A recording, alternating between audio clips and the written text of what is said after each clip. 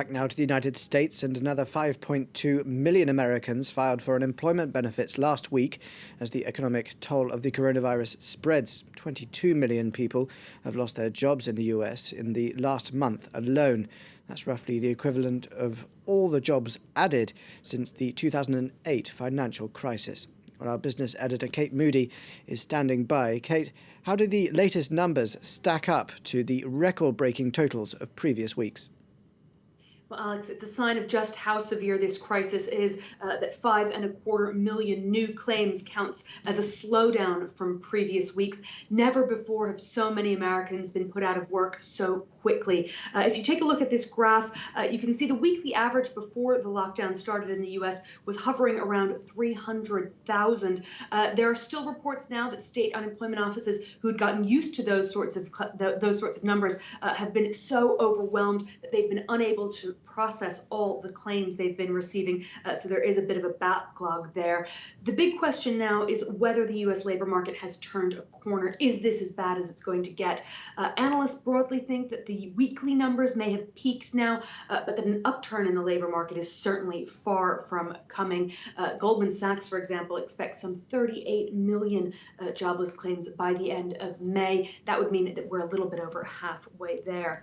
Now, a $2 trillion emergency stimulus plan, which was passed by Congress a few weeks ago, does expand the pool of Americans that are eligible for unemployment benefits. It extends that right to the self-employed and to people who work in the so-called gig economy, people who work for the likes of Uber or Deliveroo. That means that more jobless claims could still be coming. The law also increases the amount of money that they're able to get each week. Millions of people should also start soon receiving those stimulus checks, those individual checks of about $1,200 that were approved a few weeks ago. We understand that Donald Trump has requested his signature should appear on each one of those checks, but the money should start arriving in the coming days. Another sign of just how much the U.S. economy is struggling, the $350 billion that was set aside to support struggling businesses has now already been used up. The Small Business Administration says it's granted these emergency loans to over 1.5 million individual companies. Congress is debating if and how to top up that pool of money. This week, we've also seen historic drops in retail, manufacturing, industrial activity.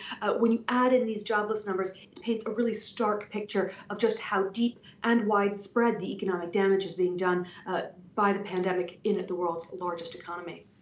Thank you very much. Some staggering numbers coming out of the US there. Now, switching gears to here in France, the online online giant Amazon has shut its 6 warehouses indefinitely. What's behind this?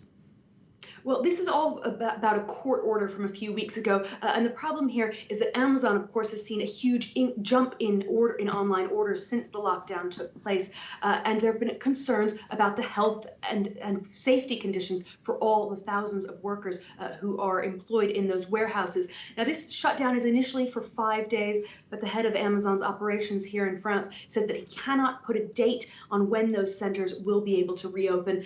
He says the company's 10,000 employees in France will be paid in full for the coming 5 days, but after that they could be forced into temporary unemployment.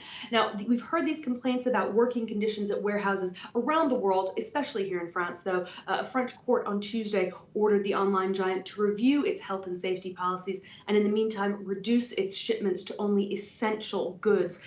That's broadly categorized as food, medical equipment, and cleaning and hygiene products. It's what the bulk of online orders have been made up of since the lockdown began a month ago anyway.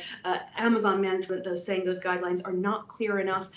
Do nail scissors, for example, count as a beauty product or a personal hygiene product? Amazon insists it's doing everything it can to protect its workers, but we have, of course, heard similar complaints. We saw a walkout of American workers just a few weeks ago, worries about a lack of space, cleaning, protective gear for these workers, people who are on the front line of the fight against the coronavirus, even though they're behind the scenes.